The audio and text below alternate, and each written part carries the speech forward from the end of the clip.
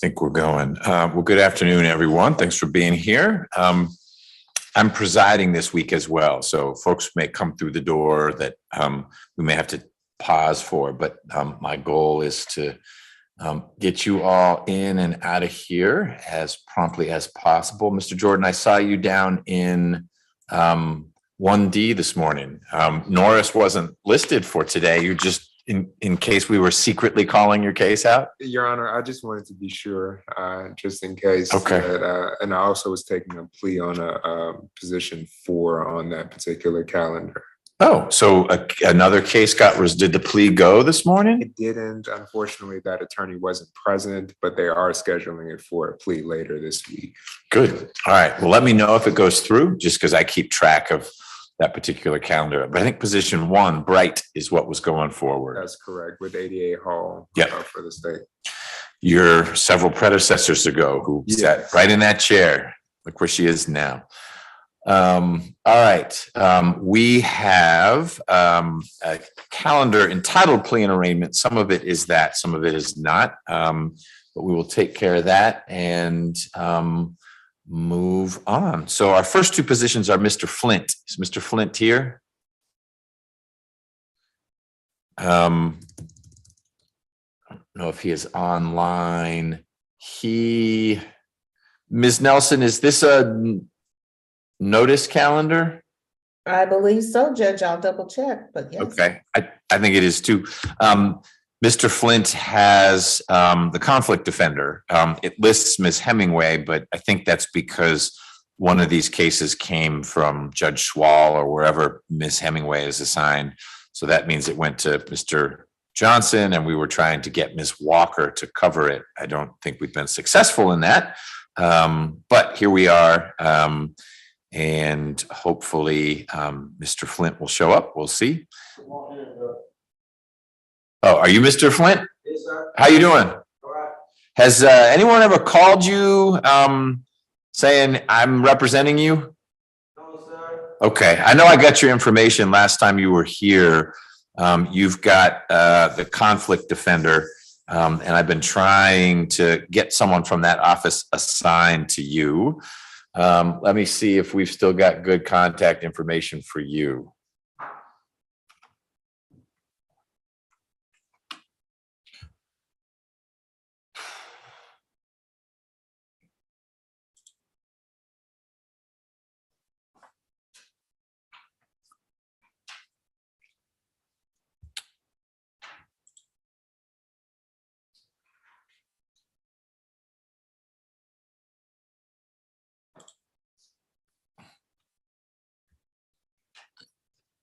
So I got an address on Rose Circle. Yes, sir. Is that still good? Yes, sir. And a phone number that ends in 5931. That my old number. How about 6680? Okay. Well, the important part is the address on Rose Circle. That's still home for you? Yeah. Okay. All right. I'm not going to make you stick around, Mr. Flint. I was hopeful, but you see where that got us, that the conflict defender's office would have sent someone so we could move your case forward. You have not been arraigned on this newer case. I don't know if you were arraigned on the old case before, the one from Judge Schwall's courtroom, but here we are. I guess it came from non-complex, no, this came from non-complex. Why did we get the old case? I believe, Your Honor, in order to make sure that all cases that Mr. Flint had were present before you, if I'm correct. I know that it was a co-defendant. Okay. Well, there's a Mr. Deese on this case. I'm just not sure what got him here first, but doesn't matter. You're in the right courtroom. Appreciate you being here.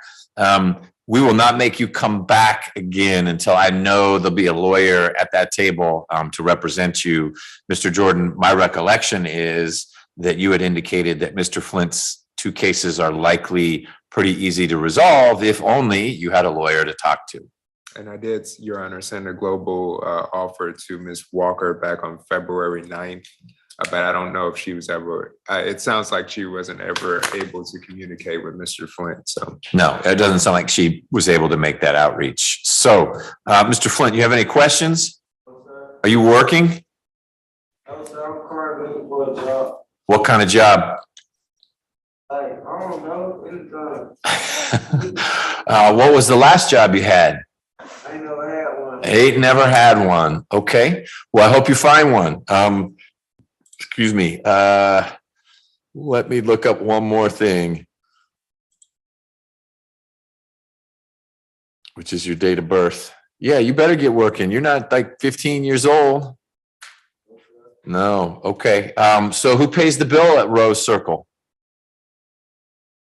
I just sleep, I don't really be there like that. Okay. Is that where your mail goes? That's my mail go. Okay. Well, you're wearing nice clothes. Who pays for your clothes? Somebody gave me these. Mr. Flint's only got answers. All right. I appreciate you being here. The system is not serving you quite right. You need an attorney so we can get these cases moving forward, and you're entitled to one. That is not your job. That is our job. Your job is to find a job. We'll get something in the mail soon, hopefully telling you when you need to be back here. Okay. All right. Actually, don't leave yet. I want to make sure I do have the right phone number, because I want to be able to pass that on to the attorney who does say, I'm taking Mr. Flint's case. And I have it written down, I think. So give me 1 second. All right.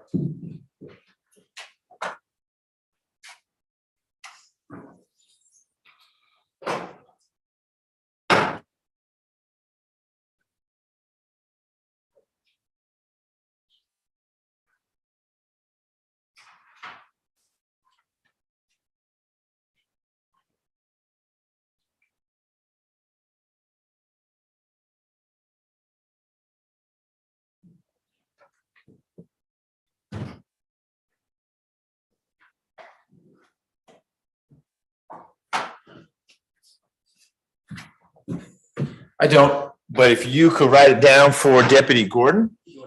Oh, he's doing it now. Great.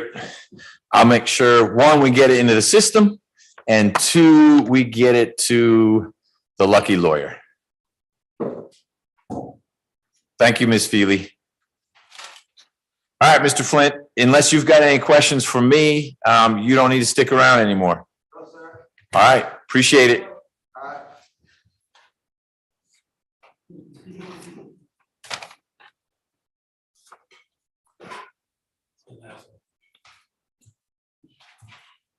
Why do we have Ramel Williams' name written? Sorry, that was just a piece of paper that I already had. Oh, okay, all right. Probably jail visits last week or something. Okay, poor Mr. Williams, a 2019 booking number. So it's what were the two numbers? They're both his numbers, or? Okay, all right. It's good, thank you. Can I keep the piece of paper? All right, great. All right, we're 0 for 2. Ms. Scott. Hey, Ms. Scott, how are you? Blessed. All right, that's better than Mr. Flint, who is unemployed. With the blue apron on, it looks like you're employed. So I'm confused why this is, is this on for plea and arraignment? Yes, we're gonna get her rate today. She's gonna be Miss Woods, who I've been in contact with. I'm gonna give her a card from Miss Wood with Great. contact information, but we just need to waive arraignment today. Okay, the name is familiar. Why am I remembering? Okay, and are you wrapped up in something a lot more complicated in the other case? Do you have a lawyer in the other case? Yeah. He was just here this morning. He took a plea on a case. So here you are, and you're the only defendant in this case. And Ms. Feely, is Charlotte Carter someone with your office? So this has moved up through unindicted to here. Ms. Wood, your colleague, will represent Ms. Scott for this.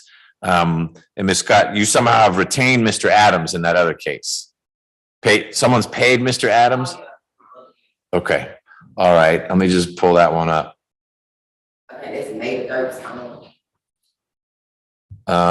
Your co-defendant is, Mr. Watson, right? Okay, and he has the conflict defender, so it's another one of these cases that is stuck.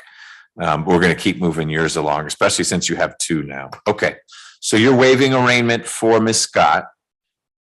Mr. Jordan, you'll get discovery to Ms. Wood. Yes, Your Honor. Okay.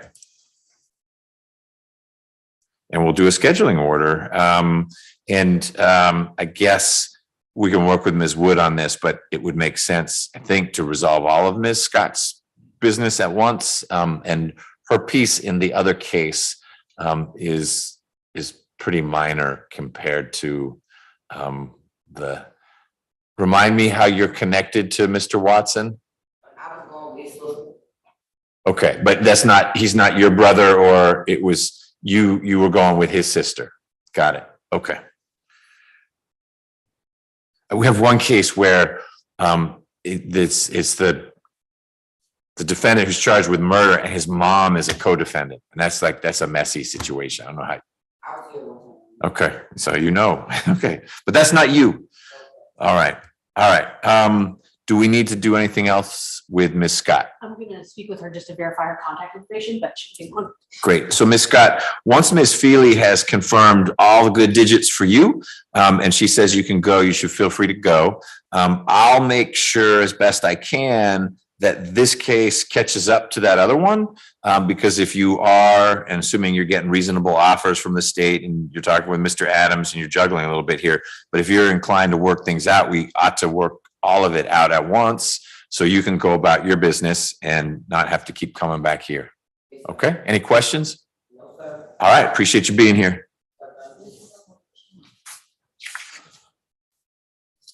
Don't leave. You gotta talk with Miss Feely. Yes, sir. Okay. All right, Calvin Carter. You're not Mr. Carter. All right. ADA Travis Thomas for the state, Your Honor. Mr. Thomas, I've not seen you in a minute. Yes, Your Honor, I've been hiding over here in the SAU. Yeah, you have. What courtrooms have you been assigned to? I currently have Richardson, Edwards, and Carnesville. Okay. Do we think Mr. Carter's out on bond? It shows him having a bond, but this isn't usually the kind of case where folks bond out. So yeah, Your Honor, it is showing him on bond. Let me see on Odyssey if I'm showing him still in jail.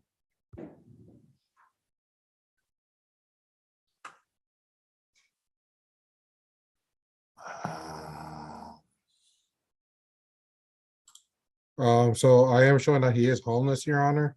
Yes, I see that as well. I was just getting into his address information. So, Looks like he was released back in November. okay, let me check one other thing, but I think we will likely do a bench warrant.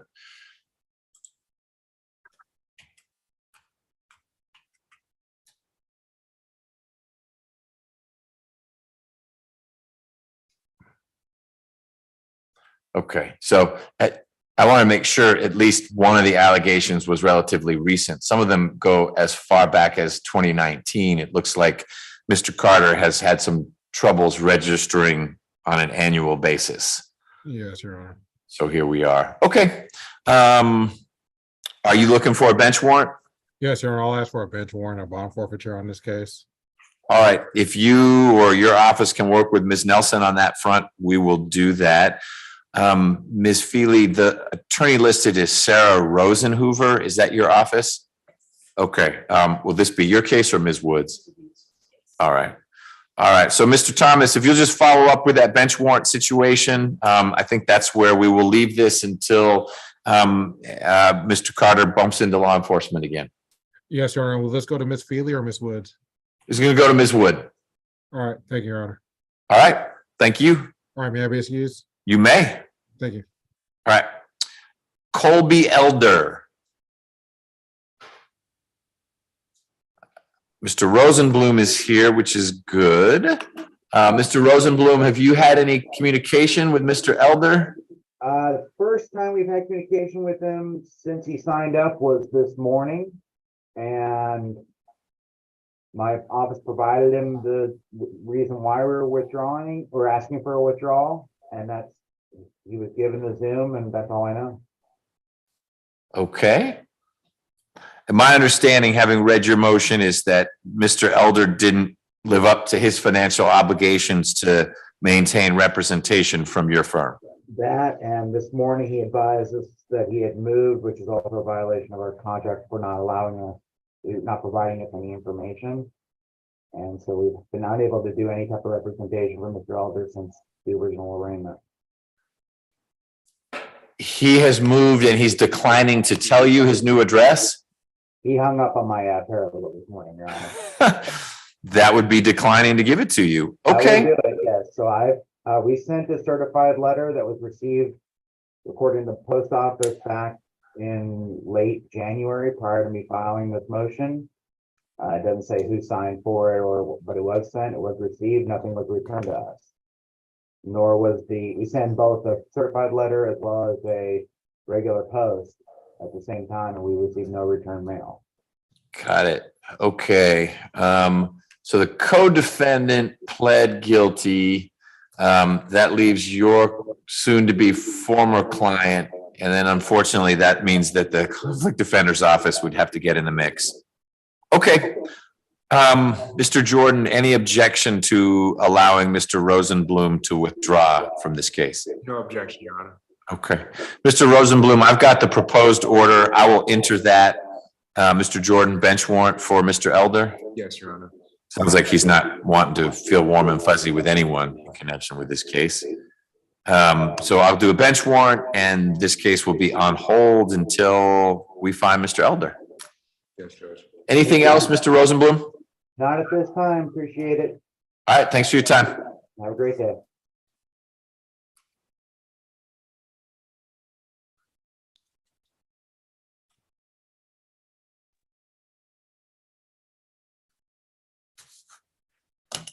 Mr. Anthony, I knew I recognized you. So you are here. Why don't you come up and sit with Ms. Feely, please?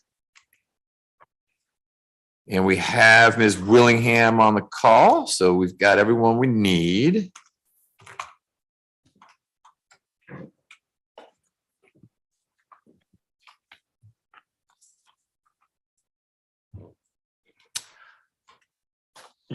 So good afternoon, Ms. Willingham. How are you?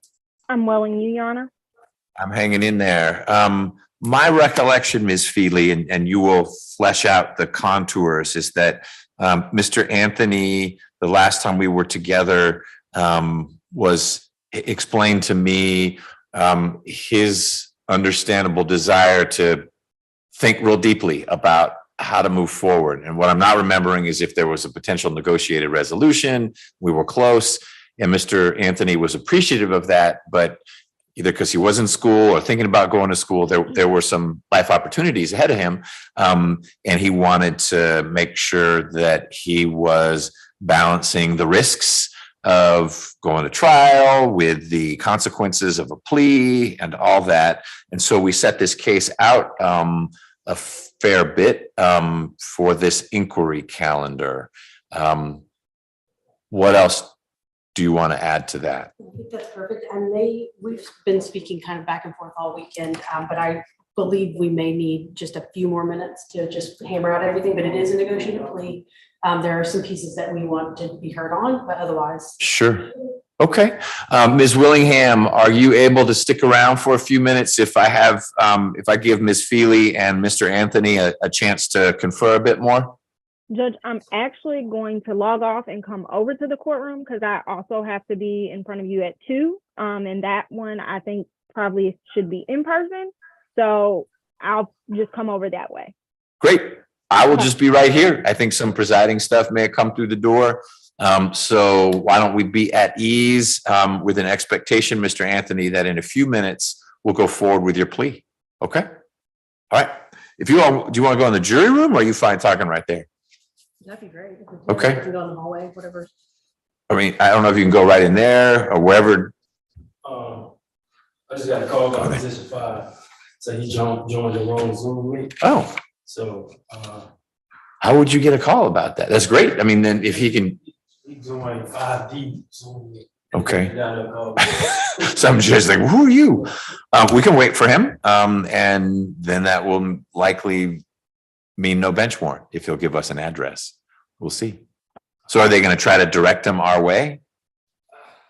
We've got the Zoom link. I can share it. Yeah, please. Okay. How do you want me to share it? Email it to you or give you the, there's that code and we do, yeah. You want that? Yeah. We'll use this piece of paper that keeps on giving.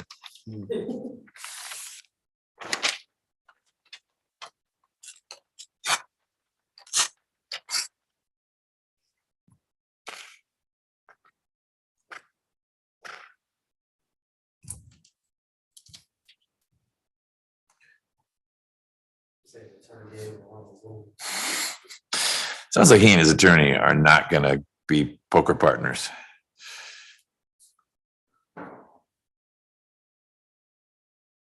And then 248-277.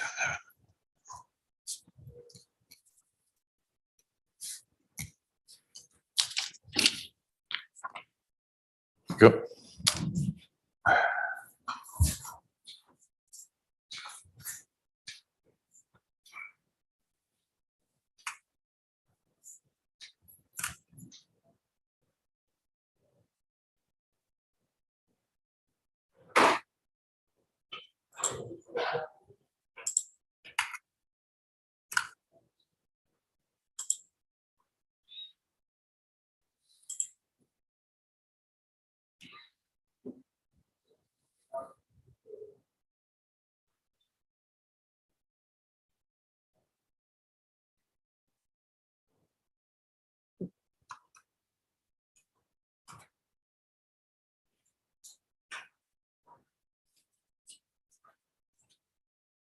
So apparently he logged off the other Zoom and we can't get in contact with him. Okay, you can hold on to it just in case the other folks want to join.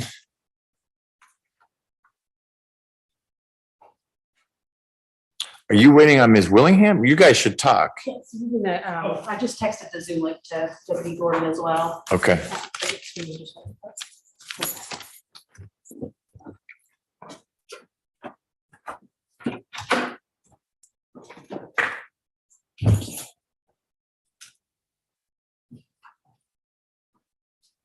Oh, and then we're meeting this afternoon to talk about the trial calendar. That's exciting. I like that meeting.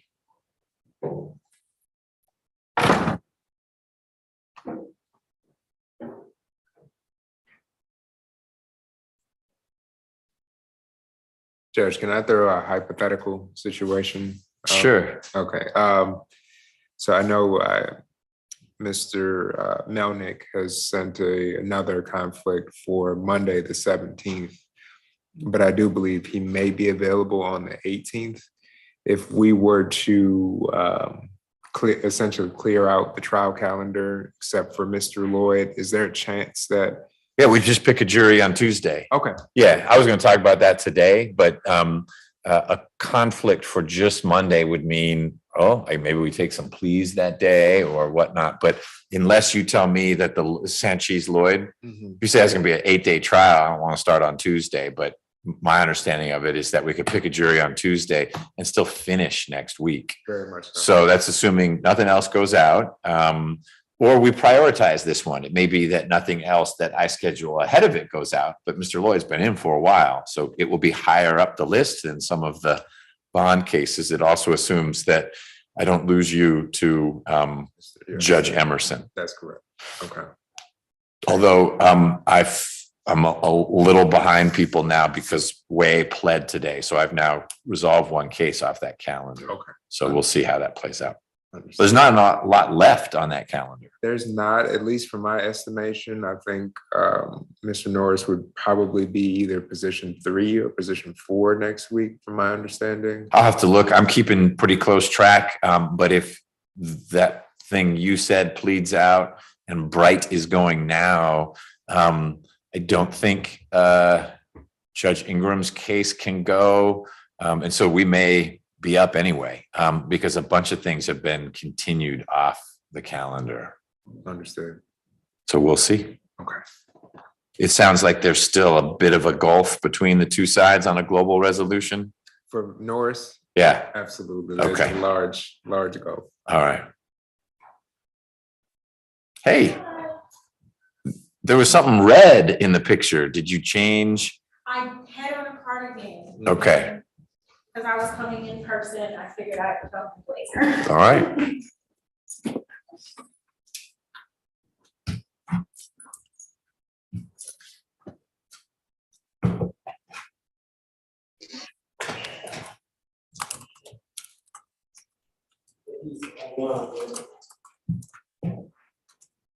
Hey, Mr. Elder, Yes, let me get you big on the screen there. All right. I'm glad you were able to make it. Your former lawyer was on the call for a little bit. And he has filed a motion to withdraw, claiming that there was not a meeting of financial minds as to representation in this case. I wasn't able to get your side of the story because you weren't on the call, but here you are now. I indicated to Mr. Rosenblum that I was inclined to grant his motion to withdraw. And so I'm happy to hear from you about that. Two, we need to figure out how best to move your case forward, whether you need appointed counsel, whether you plan on hiring someone else, or if for whatever reason you want to try to patch things up with Mr. Rosenblum. He made it sound like it wasn't a real healthy relationship right now. But I want to most of all make sure we can move your case forward. So tell me what's going on. well, I mean, I didn't realize that he was going to file for withdrawal. I've just kind of tight with money lately, so I haven't been able to get any money to him. Okay. He has deemed that to be a failure of you to meet the contractual obligations and wants to be relieved of representation. I don't want to force him on if you're not able to pay him. I also don't ever want to force a lawyer-client relationship that isn't one that ought to move forward. You have an absolute right to counsel. And so if you happen to be experiencing some difficult financial times right now, there are extremely qualified lawyers that can be appointed to represent you. You also can ask for a little time to get money together to either get Mr. Rosenblum back in the mix or to retain someone different. Tell me what your preference is. I would, I guess I would like to try to get him back in the mix. Okay. What I can do is reset this. I will not enter the order that lets him withdraw, and I can reset this a few weeks out. How much time do you need to get some financial resources together so that you might be in a position to retain him? Probably about 2 months. How many months? Probably like 2. Okay. What I will do, I can meet you partway. What I will do is set this down in early June. I don't have a specific date right now for what we call an inquiry calendar. You'll need to show up. You can show up virtually or in person. Mr. Rosenblum will need to dial in as well. And I will want you both there. If you're not there, I'm going to take Mr. Rosenblum at his word that, look, I'm done. If you're both there and either he says we're real close, if you could just give him a few more weeks, or he says he's given me enough, I'm able to move forward with this, that's great.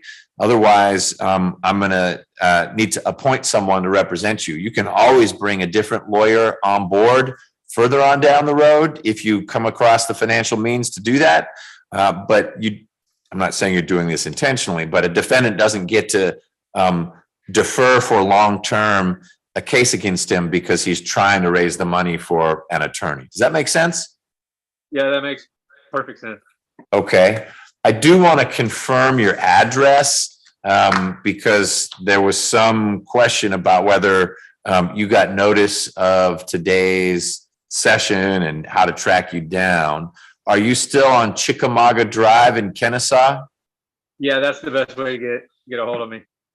So what do you mean by best way? Is that not your address, but that's where we should mail things? Yeah, that's my mailing address. Okay, 3913. Yes. Okay.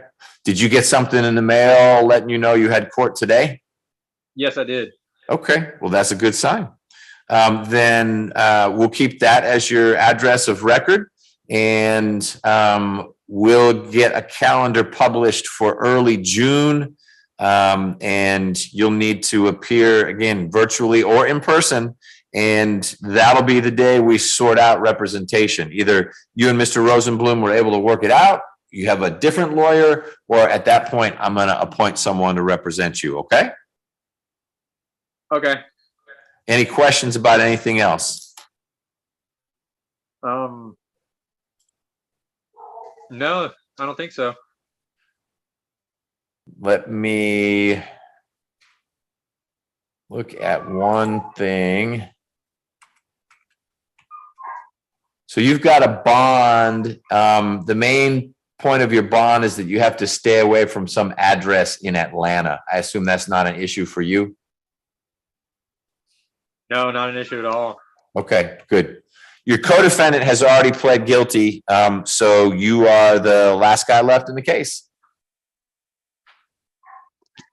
Okay. So he pled guilty. He did. All right. Any questions about anything else? No, not really. Okay, well, we'll get something in the mail to you, and I will see you in early June. Okay. Bye. Thank you.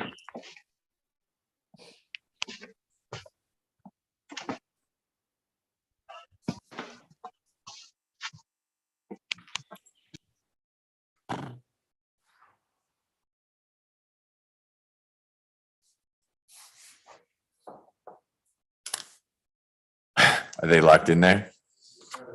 No.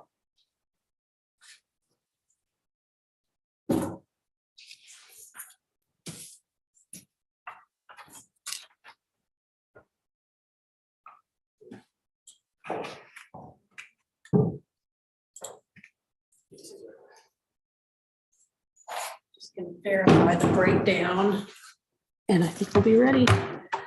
Excellent. I didn't have an email.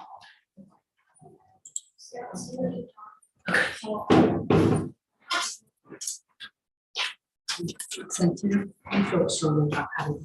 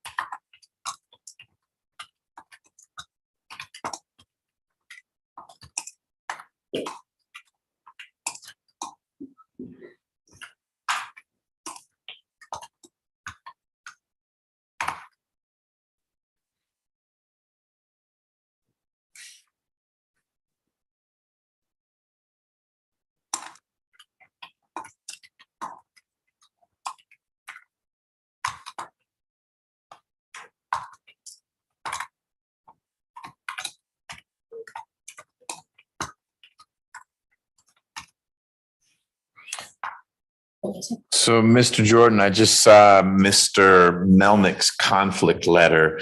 It's not just that he's unavailable on Monday, but he's got 3 older cases in front of 2 other judges here. That's one. I don't know where those cases fall on those judges' calendars, but we're in line.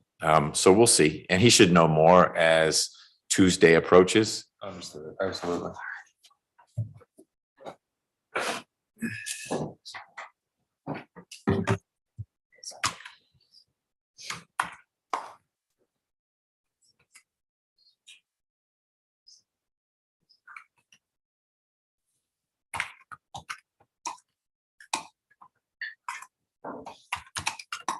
Do you know if you will be helping out tomorrow, or you just sort of show up and react? Like, go here, go there. Yeah, that's how it is.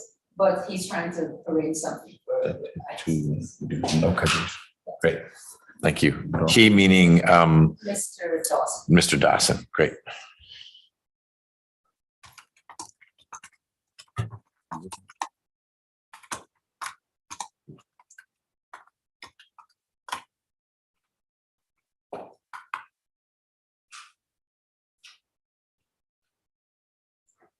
Judge, anything? In bits and pieces, yeah. Tomorrow, we have this presiding bond calendar in the morning, so we definitely need someone then. Again, it can be virtual, but those are all murder bond hearings.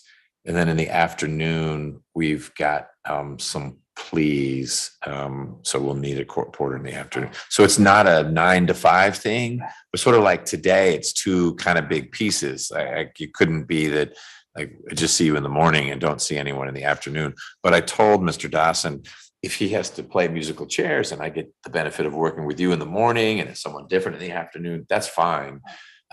It's easier probably just to be set up and then you leave your stuff here. But I'm just grateful that we're getting any coverage. Okay, Judge. Thanks. I'll let him know. Okay.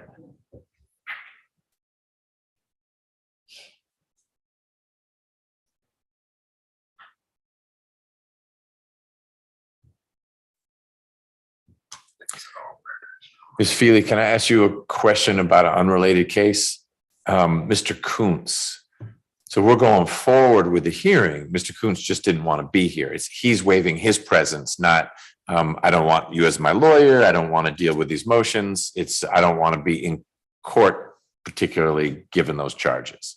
That's correct. We had a long conversation last week and he felt very strongly that he did not wish to be brought over for the motions, which I obviously would rather be here for. Sure. But I could not. Convince him otherwise. And so he gave me promise that I would request. Okay. Well, and he shouldn't be. And if he is, we'll send him back. We'll just need to get on the record that we're going forward without him for those. Okay. Are we ready to go on Mr. Anthony? We are still having we're very, very close, but not. Okay, well, I will help in this way. I don't need to get, and I shouldn't get in the middle of the negotiations, Mr. Anthony, but we either need to sort the case out today or we need to get you in here for a trial. So I'm going to give the lawyers a chance to talk a little bit more. Another option is a non-negotiated plea where maybe 90% of it is negotiated, but there's a disagreement on making it up. On community service, where your lawyer says it should only be 10 hours because Mr. Anthony is a student and he's working full time, and the prosecutor says, no, it ought to be 100 hours of community service. Okay, we go forward with the plea and I'll decide what the right number is. Is it 100? Is it 10? Is it 0? But what I'm not interested in doing is bringing everyone in here again for us to not quite be there. We're there or we're not there. So I'll let the lawyers talk a little bit longer, but then it's going to be time to say, are we going to do it? And if the answer is no, you ought to be on your way and we can have a jury sorted out. Okay. Thank you. All right.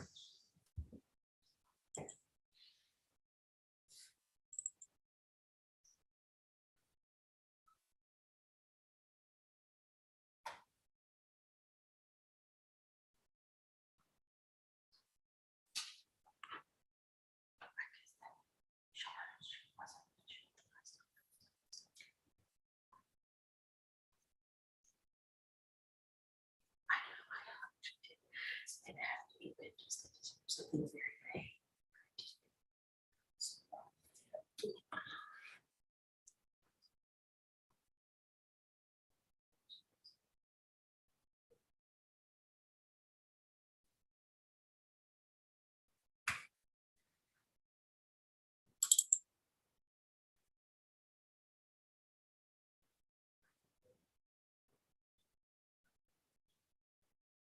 It may make a difference to the court that it's actually not Mr. Anthony at this point. We're trying to figure out the lessers that fit Okay, within the confines of. got it. And I, to be clear, I'm not fussing at Mr. Anthony. These are serious decisions. I just, trying to put parameters around things. So I'm not fussing at anyone. You guys need to sort it out. We just don't have the breakdown because it's currently covered for me and Mr. White now. So this is a double transition. Okay. In all fairness, I did attempt to speak with Mr. Whitener. He didn't get back from leave until today. So he didn't have much time to try and jog his memory. Okay. But I did try and look back through his notes on the old calendars. And I think I don't have an issue with the misdemeanors. We're just trying to figure out the proper breakdown as to lesser included. Got it. Okay. But it is gonna be a resolution. We're just trying to figure out how that translates. That makes more sense. Thank you. I will read the search warrant that has been sent to me.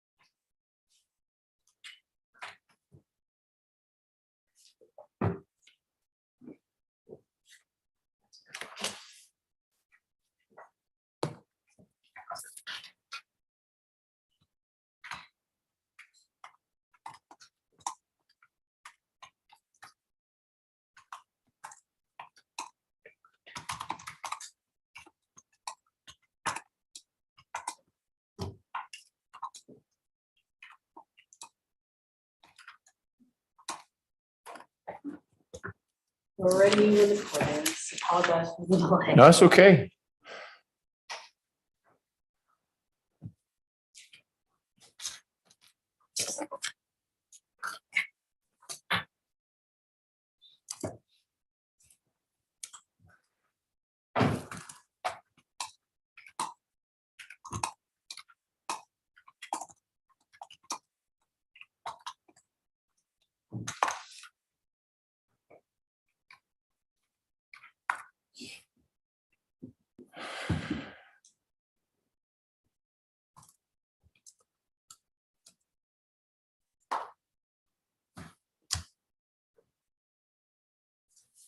Ms. Willingham, are you ready? Yes, Judge, I just need to bring up my. Okay. Can I ask you a question while you're doing that? Yes. The Stillwell matter, we will handle, but it sounds like it's going to be fairly perfunctory because everyone agrees prior difficulties come up in a situation like this. And it also sounds like you are working towards a resolution with Ms. Stillwell. That is correct. Okay, Great. Well, we'll still do it. And if, like, when we're done with this, it's what's up right after that. All right, you ready? Excellent. Let's go on the record in State versus Anthony. It's 22 SC 184009. Mr. Anthony is here in court with his lawyer, Ms. Feely. Ms. Willingham is the prosecutor now handling the case, and she is here in court as well. So we have a rare, everyone is here, please. Mr. Anthony, in just a moment, Ms. Willingham is going to put you under oath. Once you're under oath, it's important that you answer her questions and mine. I'll have a few as well, that you answer those questions truthfully and completely. It is no less important that you let Ms. Feely or me or both of us know if you've got questions of your own. If you hear something that just doesn't fit with what Ms. Feely said was going to be happening, or just don't get it for any reason, please have us stop so that one of us can explain to you what's going on. Will you do that? Yes. Okay. And as for masks, you're welcome to wear a mask in here. It's not required. So that's a personal choice. As long as the court reporter can hear you, you can leave it on. Ms. Willingham, when you're ready. Please raise your right hand. Do you swear or affirm that the testimony you shall give in the matter currently before this court shall be the truth, the whole truth, and nothing but the truth? Yes. Please state your name, your age, and your date of birth. My name is Zuriel Anthony, date of birth, June 17th, 1998. And can you spell your name for the record, please? Zuriel, last name Anthony, Anthony. Are you now under the influence of any medicine, drugs, or alcohol? No, ma'am. How far did you go in school? I'm currently in my senior year at Morehouse College. Can you read and write in the English language? Yes, ma'am. Have you had the opportunity to review the document that charges you in this case? Yes. Do you fully understand the nature of the charges pending against you? Yes. By pleading guilty today, you are giving up certain rights. The right to a trial by jury, the right to be presumed innocent, the right to confront any witnesses that may testify against you, the right to subpoena any witnesses for your defense, the right to testify yourself and to offer any other evidence in your defense, the right to have an attorney to assist you throughout the trial proceeding, and the right to not incriminate yourself. Do you understand these rights? I do, but if you can you please just reiterate the charges one more time? Meaning what you're charged with? Yeah. Yes, the current one. Sure. Meaning what it's being reduced to. Yes, sir. We'll get all that on the record. Okay. So yes, my answer is yes. Yes. Do you understand that if you were to plead not guilty or remain silent and enter no plea at all, the state would be required to have a trial on these charges by jury? Yes. The state's recommendation in this case, as to count one, kidnapping, would be reduced to to reckless conduct, which would be 16-5-60. Aggravated assault, count 2 of the indictment would be reduced to simple assault, which would be 16-5-20. Count 3, terroristic threat, would be reduced to disorderly conduct, which would be 16-11-39. As to each of these counts, you would be sentenced to 12 months probation with each count consecutive or one after the other. Do you understand the recommendation in this case? Yes.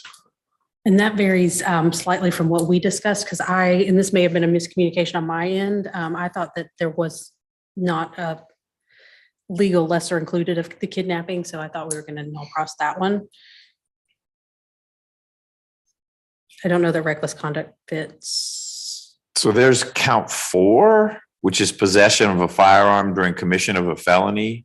Were you planning on dismissing that, or is that where you might want to put the reckless conduct and null pros count 1? I can swap it, Judge. I just want to make sure we dispose of all counts. I'm neutral as to where you put things. And if everyone is agreeing to it, I don't know that we need to be too troubled about whether reckless conduct is a lesser included of kidnapping. I think it's a safer lesser included of possession of a firearm during commission of a felony. So that would still get 3 misdemeanors at 12 months a pop to 36 months if that's what the negotiated resolution was. So that would be a recommendation that 1 is null pros and 4 is the reckless conduct. So that would be null pros, simple assault, disorderly conduct, reckless conduct. Judge, I can swap them out. It really would make no difference. So the state can non-pass count 1 and we can reduce count 4 to the reckless conduct, which would be 16-5-16. And that's what I told him. I think I may have jumped to that assumption, but I knew that the recommendation was the same. Let's do it that way then. And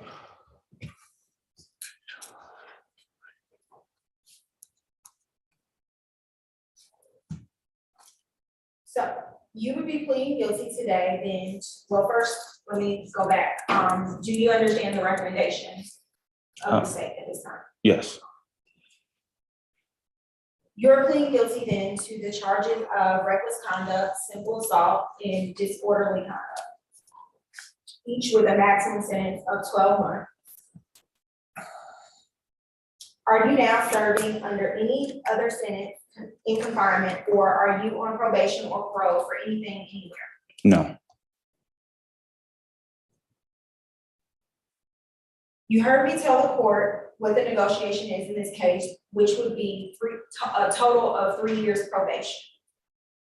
Do you understand the court is not required to follow that recommendation, but can sentence you up to the maximum sentence permitted by law, which in this case would be the maximum sentence that we've already recommended, which is three years probation. Well, the court can sentence you for 3 years in custody. Do you understand that? Yes. Should the court sentence include a period of probation, you will be required to obey both general conditions of probation and special conditions of probation. Under the general conditions, you will be required to follow the general conditions of probation that probation will give to you when you meet with them, including but not limited to that you are not to violate the criminal laws of any governmental unit. Under the special conditions in this case, and Your Honor, I do not know that we thoroughly went through the special conditions, so this is solely a recommendation, and I would defer to the court to make an ultimate decision. Okay. But the state would be asking for the completion of a family violence intervention program. Mhm. No contact with the victim in this case. That's Ms. Polk. Yes, Your Honor. Okay. And I would be asking for 50 hours of community service, All right. which could be completed with any service program that is already happening. Okay. Do you understand that a violation of any of these conditions could lead to a revocation of your probation? Yes. Are you entering your plea of guilty with an understanding of everything we just talked about? Yes. Has anyone used any force, threats, or promises which caused you to plead guilty against your will? No. Are you satisfied with what your lawyer has done for you in this case? Yes. Do you have any more questions for your lawyer before we go on? No. Have you understood everything I have asked you so far? Yes. Understanding all of your rights, do you wish to enter a plea to these charges today? Yes. Is your decision to plead guilty made freely and voluntarily? Yes. Did you in fact commit the offenses to which you are pleading guilty? The 3 that were reduced, yes. Are you a United States citizen? Yes. If you wish to challenge this plea for legal error, you have one of 2 ways to do it. Your lawyer can explain what these ways are and how they work, but I must advise you of some time. The first way is a direct appeal. You have 30 days from the date the sentence is entered to file this appeal. The second way is a habeas corpus petition. You will have 12 months from the date the sentence is entered to file this petition. Do you understand these timelines? Yes. Your Honor, if this case were to go to trial, the state proves beyond a reasonable doubt that on July 31st, 2020 at 9:30 Howell Mill Road, Northwest Atlanta, Georgia, in Fulton County, Latasha Pope reported that her daughter, Sky Pope, was in danger from her boyfriend, Zuriel Anthony. Sky Pope called her mother, Latasha Pope, while officers were on scene and told the police to leave the area or suspect Anthony was going to shoot Sky Pope. Ms. Pope gave officers the tracking information on Sky Pope's phone. Officers were able to track the vehicle, a white Honda Civic. The vehicle ended up in Gwinnett County and was stopped by Georgia State Patrol. Sky Pope was driving the vehicle and suspect Anthony was in the passenger seat. Officers located a loaded Smith & Wesson .38 on the floor of the passenger side and a spent shell casing on the passenger door. Scott Polk stated that she was afraid for her life, that suspect Anthony had threatened her life and told her to call Ms. Polk to state she was fine or he would kill her. Suspect Anthony placed the .38 to her head and then fired one round into the floorboard on the passenger side. Your Honor, in this case, the state has had an opportunity to speak with the victim, and per ADA Whitehouse conversation with the victim, she just wants to move forward with her life, which is why the state has agreed to negotiate in this case. And that would be the law. So your office has had contact with Ms. Polk. She understands that what the state is recommending, if I follow it, means that Mr. Anthony will not be going into custody. I mean, I don't know how long he was in. I'll hear about that, but it's not a custodial sentence. Yes, Your Honor. Ms. Polk is aware of that. Okay. And her main request is that Mr. Anthony leave her alone. Yes. Okay. All right. Ms. Tucson, good afternoon.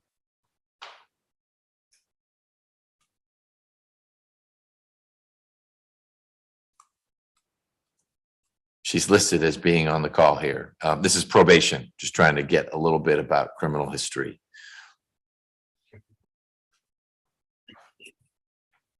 Ms. Tucson, are you there? All right, well, let's turn to you, Ms. Feely. Maybe Ms. Tucson will return. I apologize. I couldn't find the button. Okay, do you have any criminal history for Mr. Anthony? I do not. He's not on probation. I did not find a record. Okay, thank you. Ms. Feely. Thank you, Your Honor. Mr. Anthony's 24 years old. As you heard, he's a senior at Morehouse. This is a pivotal time in his life where he's job hunting. I think the court knows, wants to be a lobbyist. He works with kids at the YMCA currently. He was in jail for 72 days from July 31st of 2020 to October 10th of 2020. We also highlight for the court that this is a 2020 case. He was on home confinement for much of the intervening time with no problems. As you heard, he's had no arrests before this or since then, so we don't have to wonder how he's going to do on this probation because he has paid $140 every 2 weeks for his ankle monitor and had to be confined to his home pretty strictly. We enter this plea understanding that there are variables at a trial that we just don't have control over necessarily. And so this is a way for Mr. Anthony to move forward and hopefully still preserve his job opportunities. He did complete anger management as a condition of bond. And given his lack of any intervening criminal history, we would ask the court to consider not having him do the family violence intervention program. Of course, we defer to the court as well on that.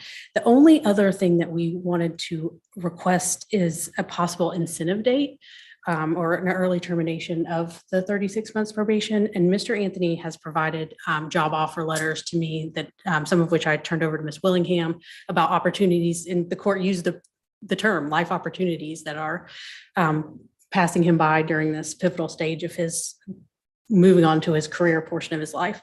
And I think Mr. Anthony wanted to speak more on that if the court wanted to hear about. Yes, I do. I'll get there in a sec because you have a right to speak, but regardless of your right, I'd want to hear what you have to say. Ms. Feely, I know that you and your client have wrestled a bit with, do we take this to trial or not?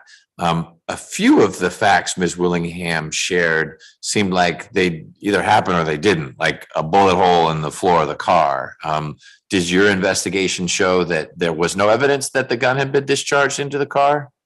I don't know that there was evidence that it was ever even brandished from my read of the case. Okay, well, I mean, the evidence and evidence is, this is all proffers, is that Ms. Polk had said that he held the gun to my head and apparently said he discharged once into the floorboard of the car.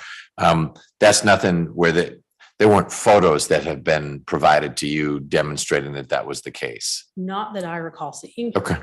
All right. I'm just trying to unpackage a little bit the Mr. Anthony's not, there are two sides to every story, not so sure he even wanted to plead to this. And I could understand not wanting to plead to kidnapping because that will certainly change his life.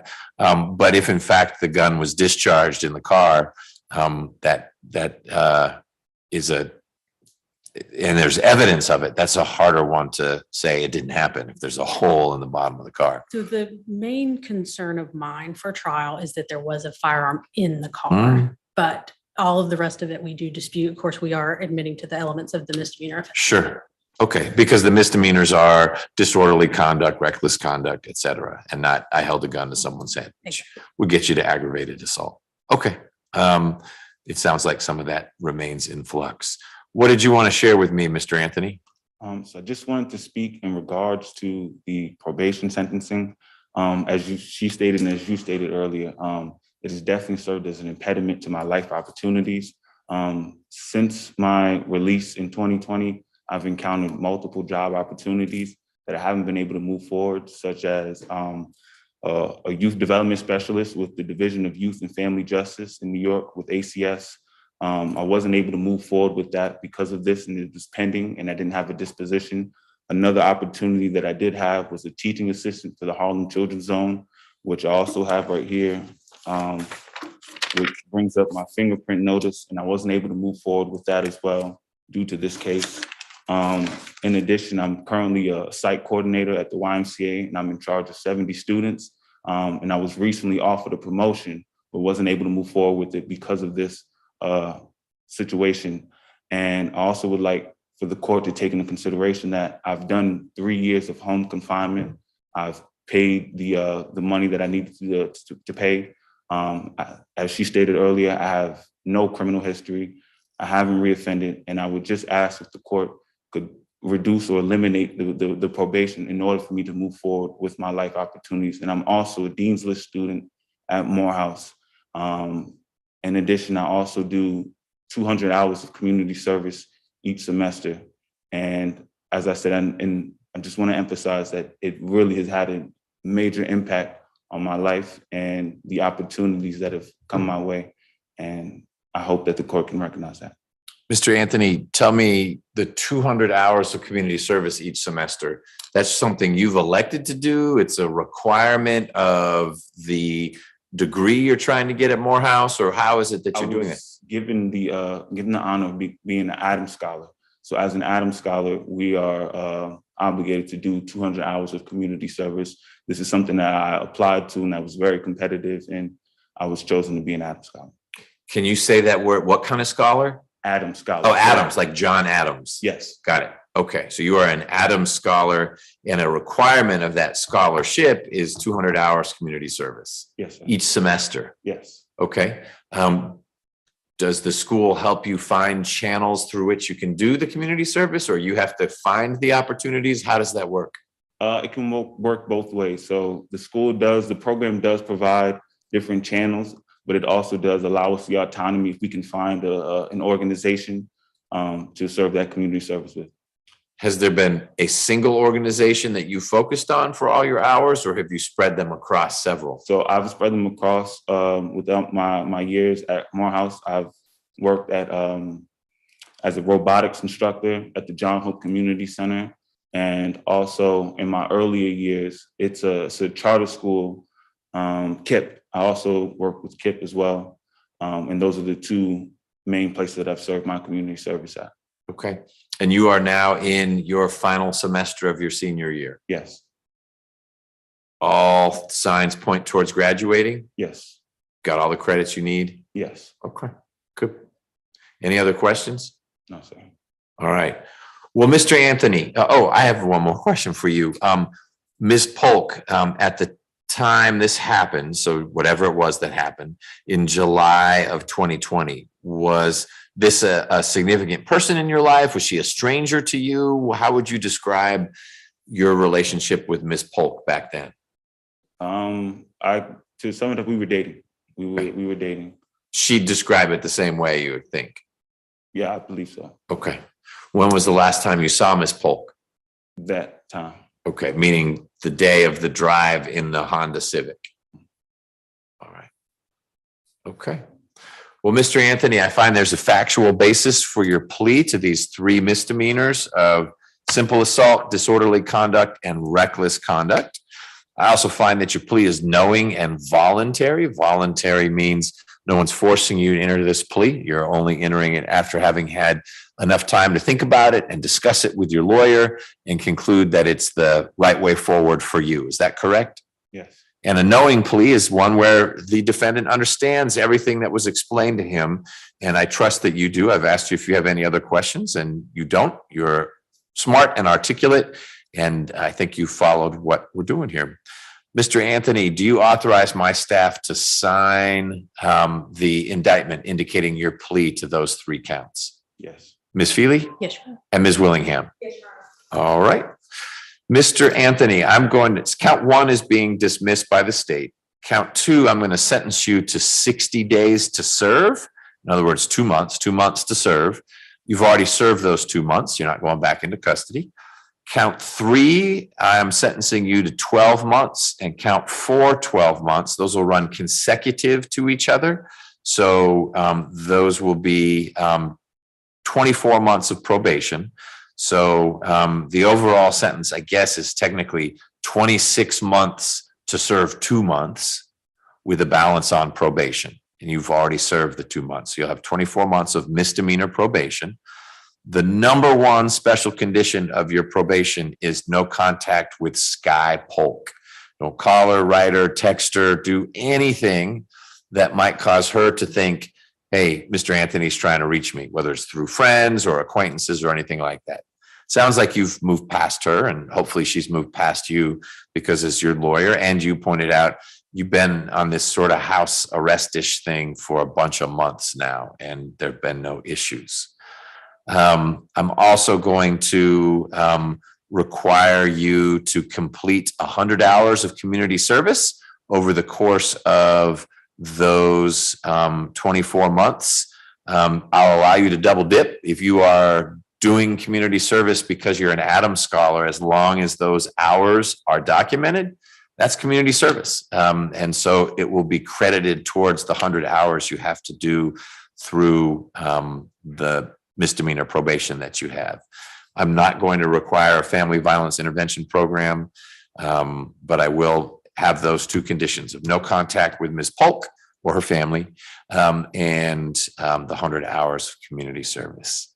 Ms. Willingham, anything else in Mr. Anthony's case? Mr. Anthony, any questions about the sentence that I imposed? Will I still be able to, what's the expungement process? So a couple things. Ms. Feely can talk to you about expungement. That is something that can happen after you complete your sentence. But it is also possible, and this wasn't your exact question, but it was something you and Ms. Feely asked about. If things are going well with probation and you've taken care of community service and you've graduated from school, you are free to petition probation for early termination, and they can bring that request to me. Don't do it next month, because that's too soon. Don't do it in 3 months. But if you've got a number of months, double-digit months under your belt, and everything is going smoothly, then it may be appropriate for us to have that kind of conversation. Okay? But that's different from expungement. Ms. Feely, anything else on behalf of Mr. Anthony? No, Your Honor. Thank you. Okay. Ms. Nelson, will you get the contact information to Ms. Feely or to Mr. Anthony about misdemeanor probation, or do you want him to wait here? Oh, there she is. Yes, Judge, I'd like him to wait for misdemeanor probation. Got it. So, Mr. Anthony, one more step for you. Your final disposition, your sentence, is going to get emailed to me in just a second, in a few minutes. I will sign it and send it back to Ms. Nelson, who will then contact misdemeanor probation. They'll come here to this courtroom and get you signed up so that you know where you need to report and how all that's going to work. So I'm going to ask you to wait here out in the gallery, and someone will be here in a few minutes. Okay? Thank you, everyone. Thank you.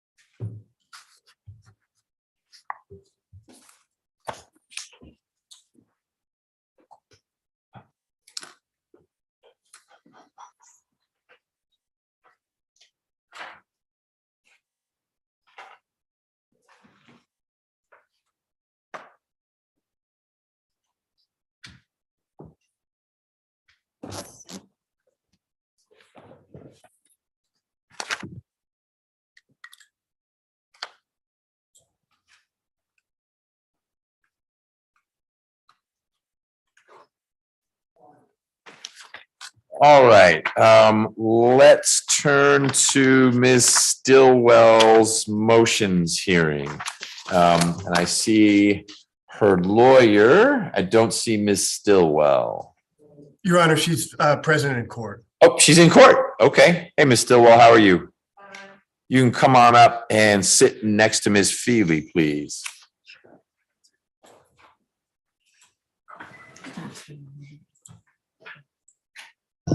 There she is. Okay.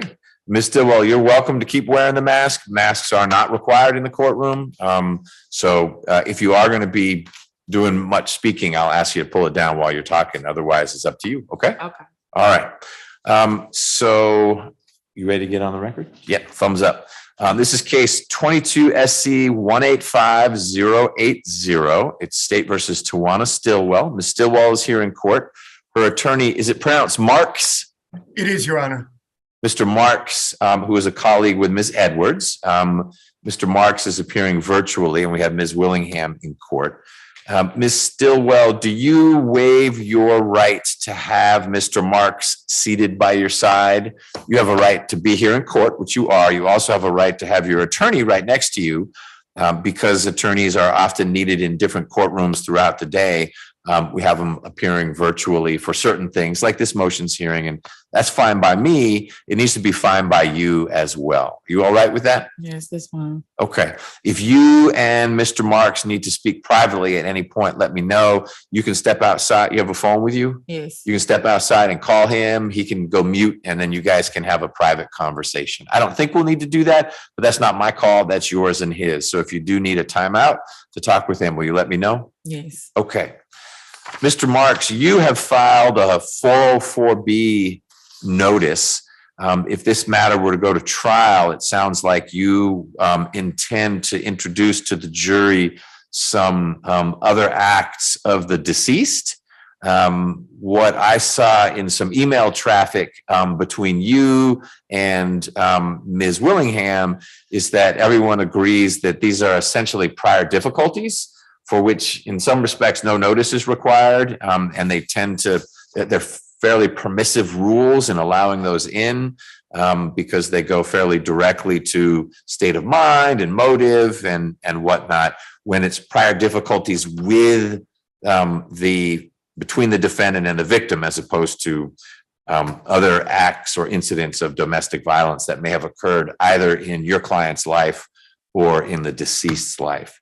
Am I accurately characterizing what you were hoping to do, Mr. Marks?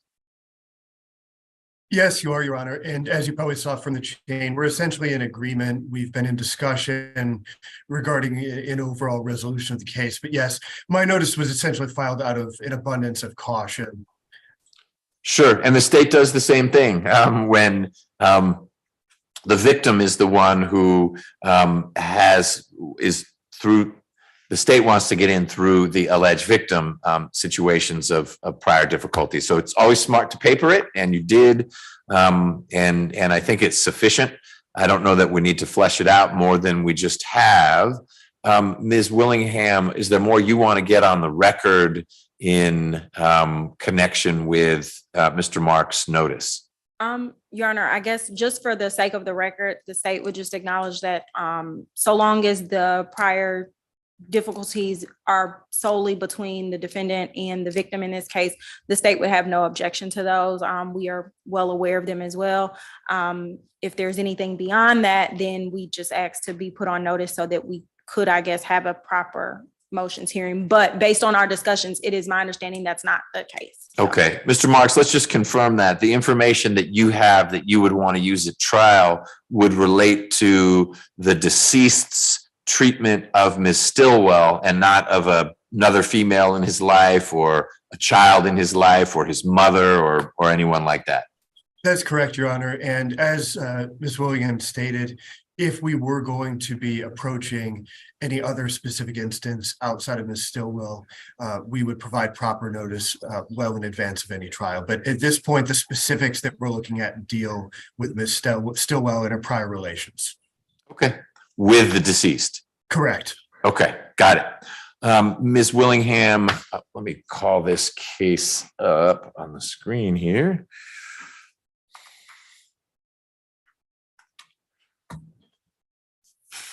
So this case is on tentatively our June trial calendar. Is this something that you think would likely be resolved before then, or where do you feel like things are heading?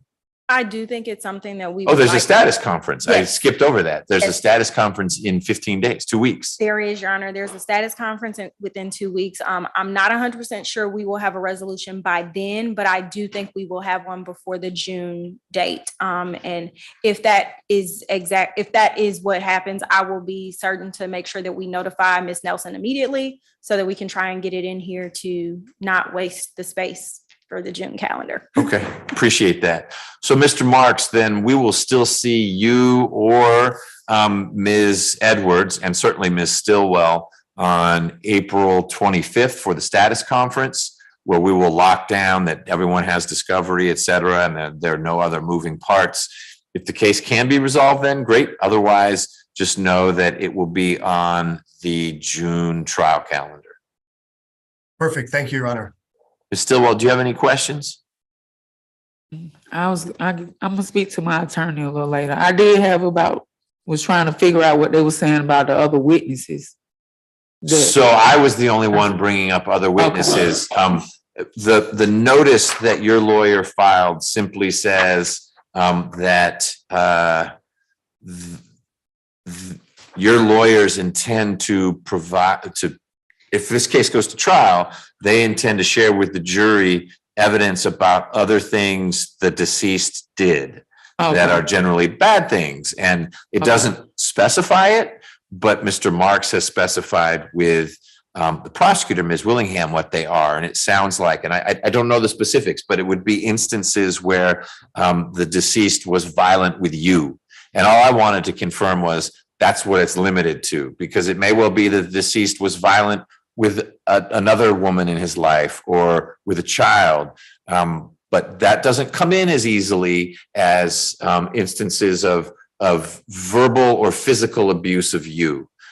If there are situations where the deceased did that to you, that comes in fairly readily. But Mr. Marks was wisely giving me notice and giving the state notice that if this goes to trial, he intends to ask you about that. And it may be that he asks other people about it. Like, hey, we saw Miss Stillwell, she had a busted nose.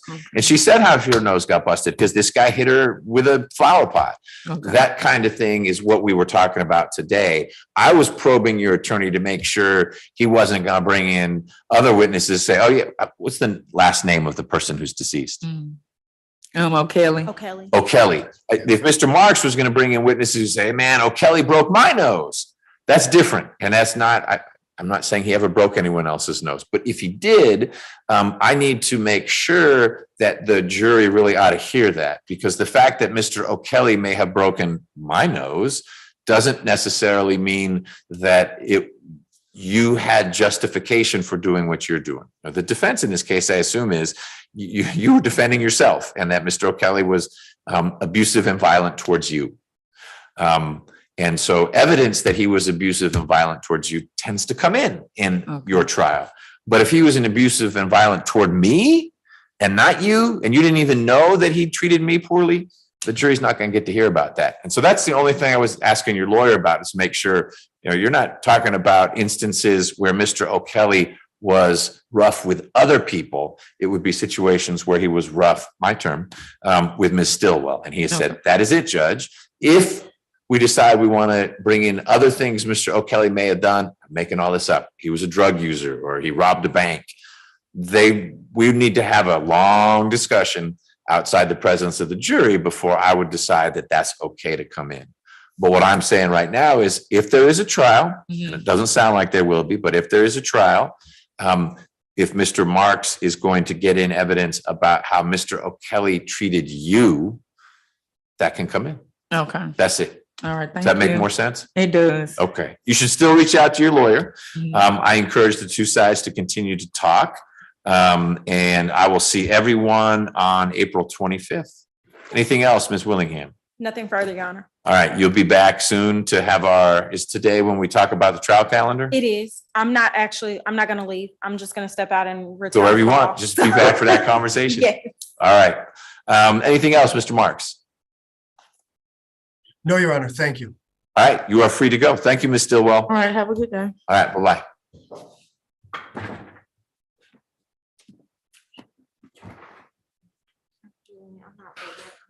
That is it for court reporting for today. Thank you so much. Are you Gurley? Yes, sir. As in Detective Gurley? Yes. All right. Do you have the paperwork or you need me to print it out? I brought extra copies. Great. I've already read it. It's a perfect use of geofence. If it gets you anywhere. Hopefully. Gotta try.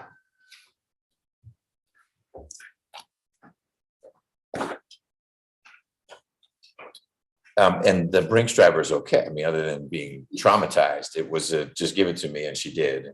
Okay, good. No. Just over there, having lunch. Oh, thanks. I'll not go near Brinks trucks. I'm over there. Keep your distance from me. All right. Do you swear or affirm that the contents of your affidavit are true and correct to the best of your belief and knowledge? Right.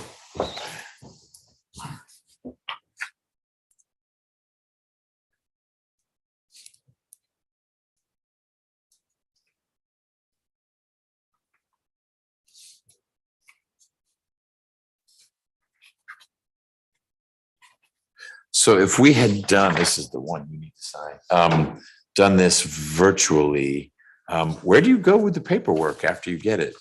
The way we've done it in the past is the judge will watch me sign my copy. Yeah. And then the clerk will just email me the copies that the judge signs. Okay.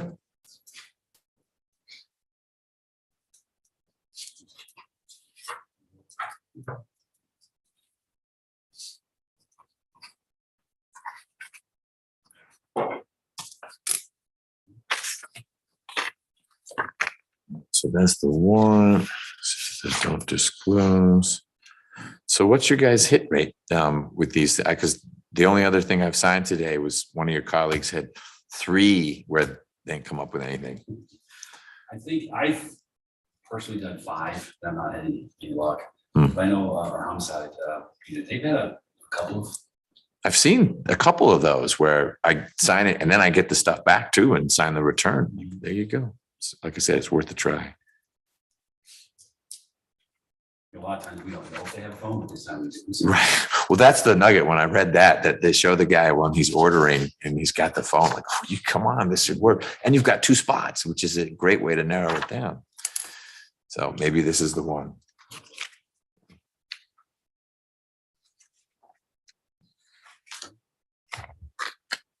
Affidavit, warrant, and order. Good luck with everything. There you go. Bye.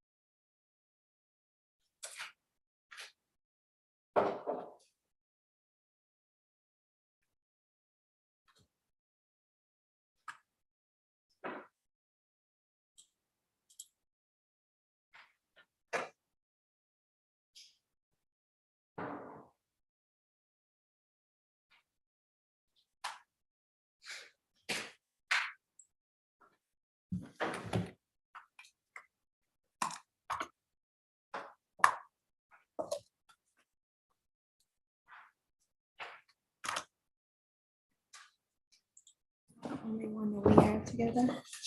I think everything else looks. All right, Mr. Anthony, I've signed your sentence. So Ms. Nelson should be sending misdemeanor probation shortly.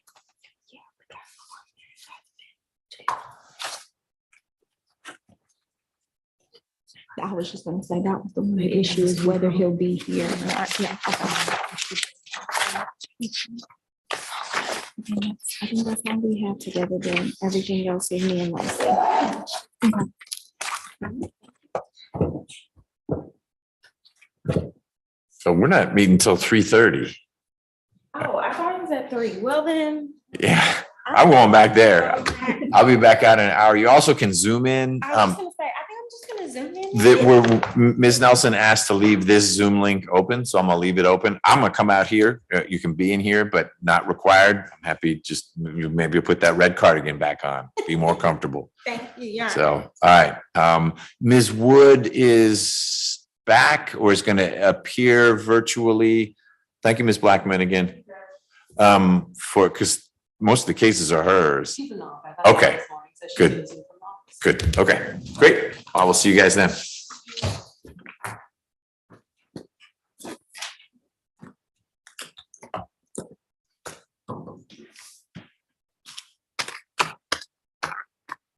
Bye-bye.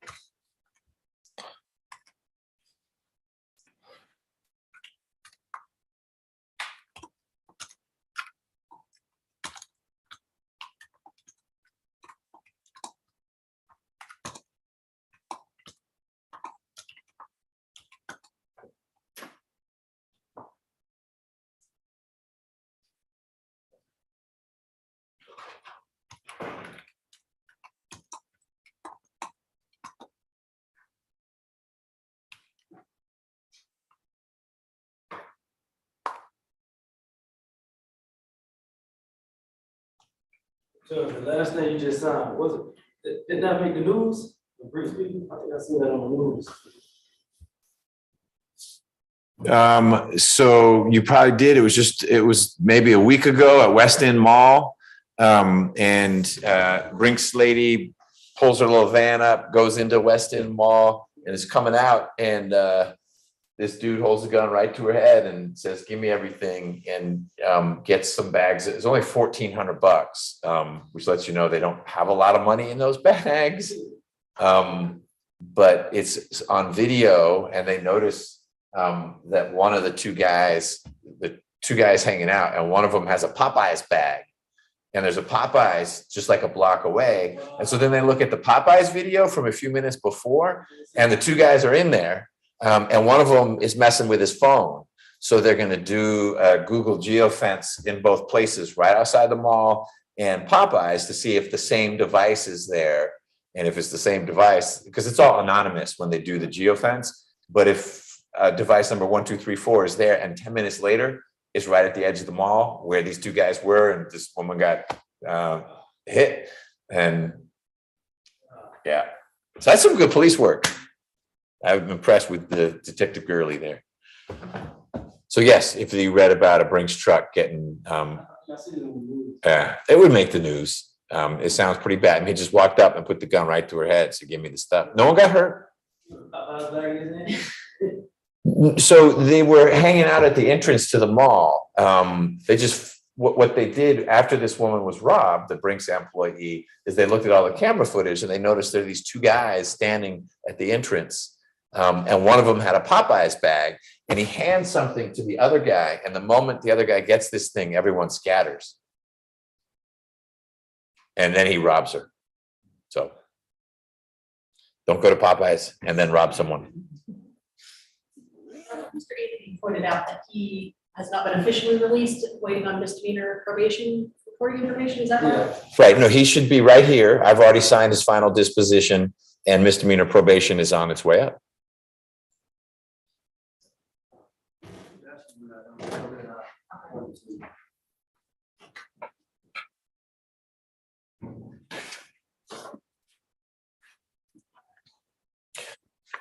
All right, Mr. Jordan, I guess I'll see you online or in person, however you choose to roll. That's right. I'll be back in an hour, Judge. Okay.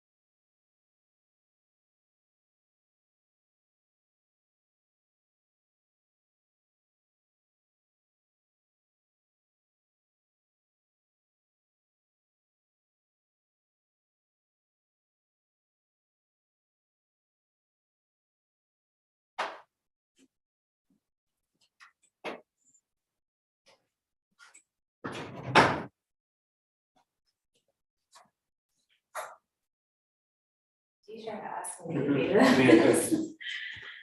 Are you Ms. Wilson? Yes. Okay, I'm Monica. I work with a judge. I'm going to ask you a couple questions. So what kind of case are you trying to file? This right here.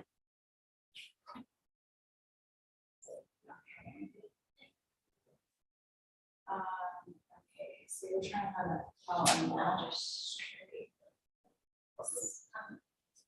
Okay, I'm gonna need to talk to him about that, because I don't know if you would come to us for that.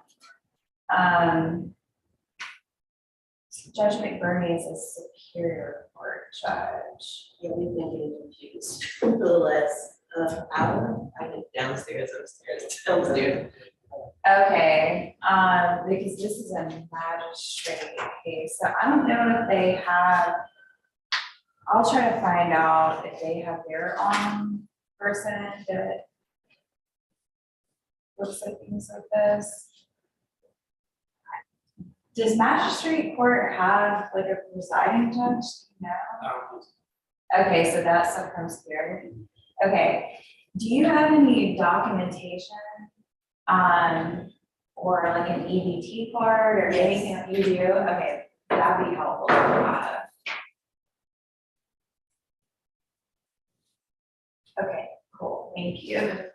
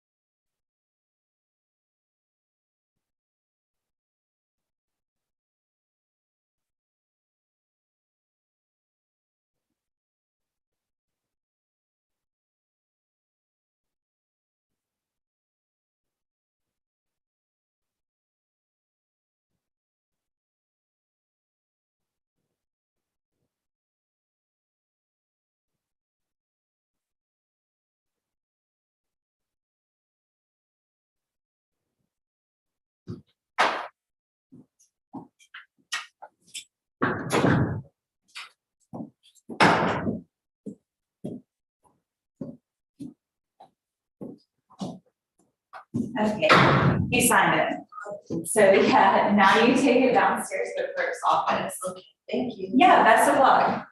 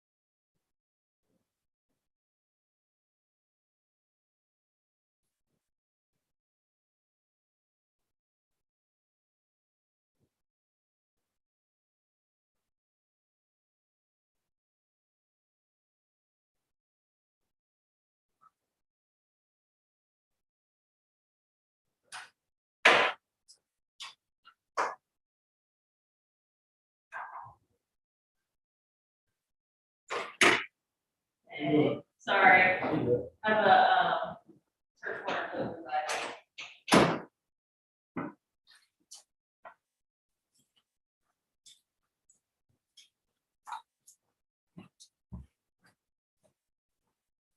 You want me to come all the way back with me or? Nah, he'll come out. Okay, cool. Thank you.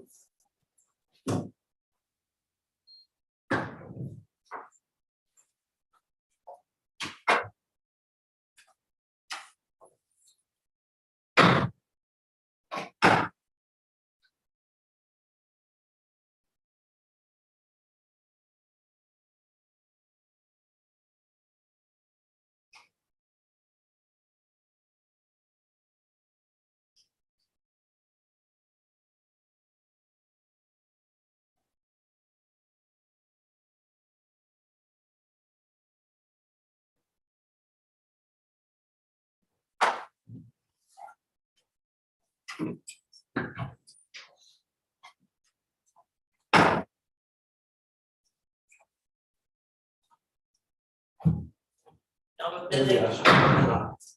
We just had a regular court. Oh, that's good. Probably about 3 or 4 side hours.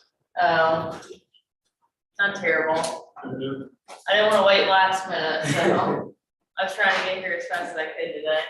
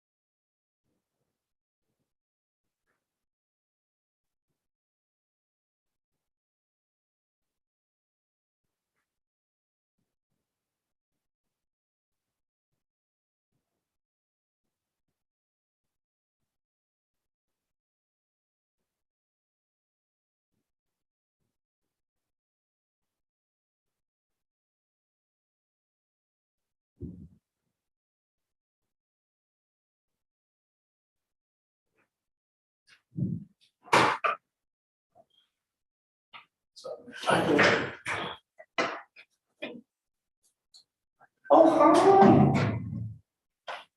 Let's see. Oh, shit.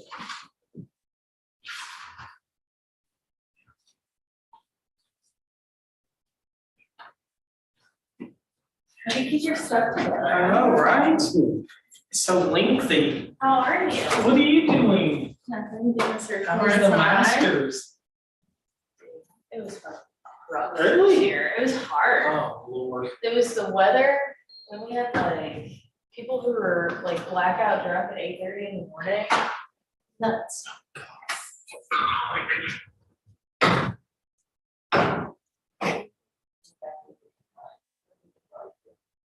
What is it? It's just a tracker extension. Oh, on a person? Like a car? Yeah, a car. But it's rather lengthy.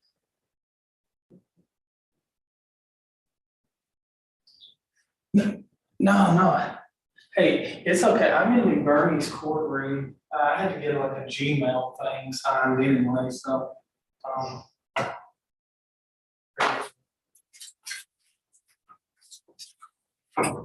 Yeah.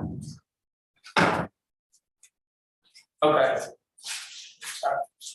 Thank you.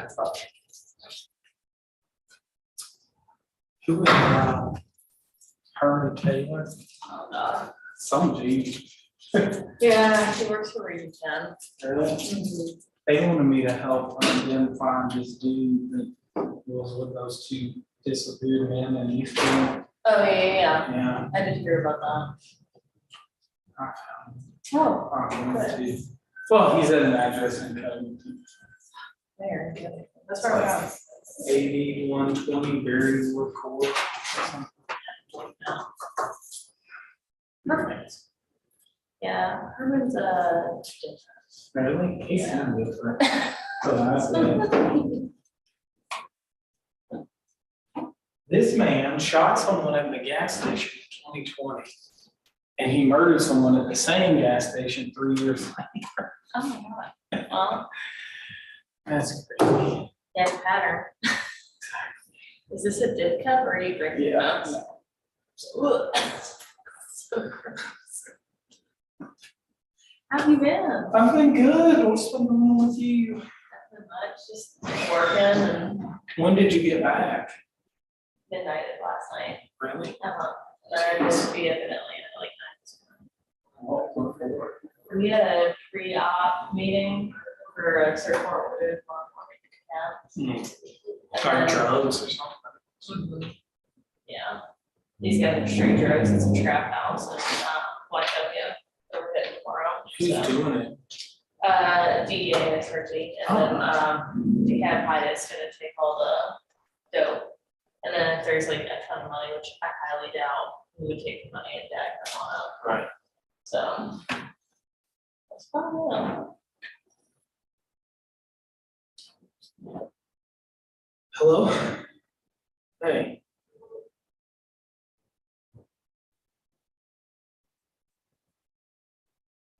Oh, yeah, that's fine.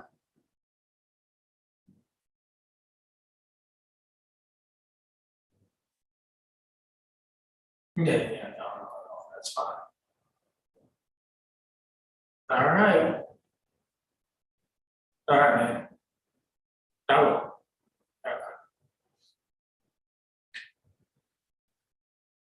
So, what else is going on? Nothing really. Just trying to like, just take it day by day. I feel like my anxiety is so high with work right now.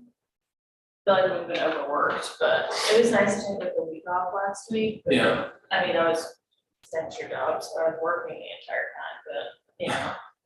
How's Zach been? He's good. He's good. God, he didn't. I got so upset with him when we all went out. Oh, I was with like- Adam? Oh, God. I was like, you have to work tomorrow, like you have a dog. But y'all are funny. I knew he was gonna be out late because it was you. But he doesn't get any time with you, I you know? know, that's what I'm saying. Our other buddy, we played college ball with him. We haven't seen him in We all had fun. Yeah, And it that's doesn't what matter. I matters. think we got it back around maybe like 12:30 or. No, I'm not worried about it. It is what it is now, but in the heat of it, I was like.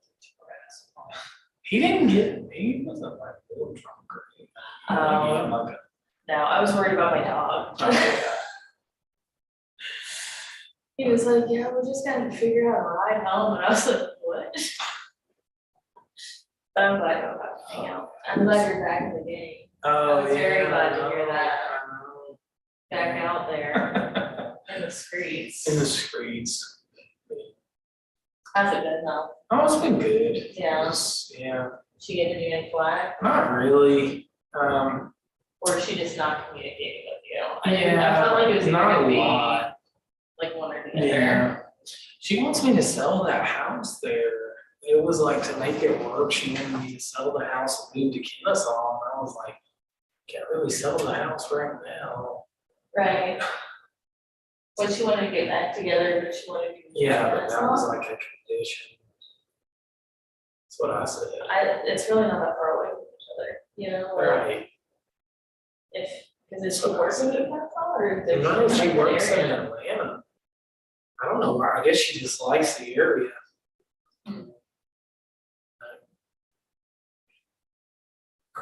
But you gotta do what's best for you at the end of the day, like. Just like, we'll never guess who it's like next to.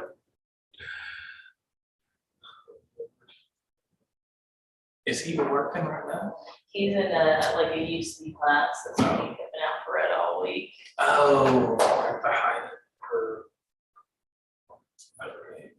I guess it's Ida, I don't know if she's putting it on, but I guess it's up at Rapstick. Which is funny, 'cause that's my stomping grounds, when I work at Rockville, so. What happened with that? Well, now they couldn't guarantee me that I'd come back to Atlanta, and so like, they were like, you might be working out there or Tennessee, and I was like, I'm not going to take my friend's daughter, like, Right. it's not gonna happen. But I was told after I pulled out that if we can get him and Whitney just to get the papers to say like Amelia can't be so many miles away from her father, that they'll guarantee me Atlanta if that's the case. Hey, Howard. And I was like, I mean, Whitney's not the nicest person in the world, but she's understanding. You know what I mean? Like, we have a good working relationship, I feel, now. Right. Especially now that she'll be married, has a baby, whatever. I wouldn't have a glass of wine with her. I mean, She was never a nice person. why don't you say something good before we got married? You couldn't tell him. So. She was just, she's. No, she's not. So I didn't see it until it was, Amelia was in basketball a couple months ago, like winter months, right? And she would come up to me when she wasn't playing, because we come to her games, we didn't have her. Right. And she was coming up to me and like wanting to sit in my lap. Whitney did everything but literally pull that baby off of me. She's like, Amelia, you come get it right now. I was like, Really? ew. Gross. Yeah. But jealousy is, Yeah. it's different though. I can't blame her to an extent because I get it, she's the birth mom, but at the same point, like, why are you pulling the baby off someone that's just trying to Right. be kind to them, you know? Right. But, I don't know, dude. Like, I'm glad that he went through it because I don't think our paths would have crossed if he didn't, you know? Mhm. But at the same time, I hate that he went through all that. But.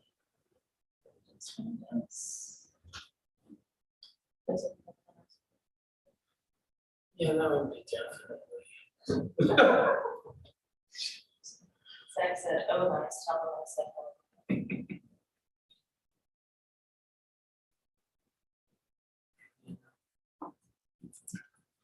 So you're just kind of throwing yourself in the work at this point?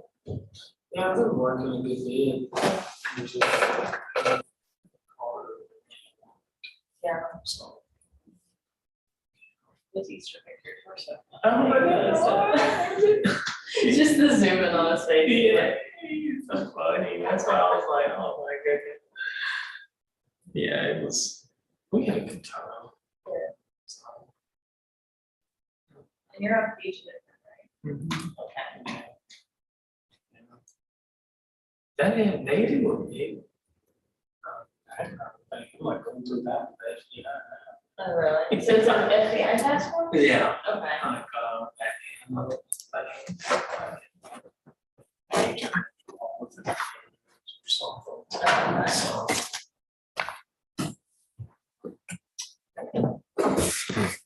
Hello. I do not miss TT1, TT2, UHM1. That takes me way back when I was a brand new AUSA. Everyone had to do one wiretap with the DEA. So I had John Rapp was my DEA agent. I don't know if he's still with the DEA. Great guy. He was out of up near Brazelton somewhere. And made several good cases, but UHM1, UHM2, you guys do so much surveillance. But all you want, as I understand it, is an extension on the Dodge Ram. Yes, sir. We're gonna take this whole case down. We were waiting to go up on a T3 case on Francisco, but Francisco's been in Mexico since January. Oh, not coming back. I'm not sure if he's coming back, but honestly, our PC is getting stale. Yeah. So, we're just gonna try to move forward. So this last extension is for me, it's going to be the last one. So Okay. we can go ahead and take this case down. How does the charcoal fit in with meth?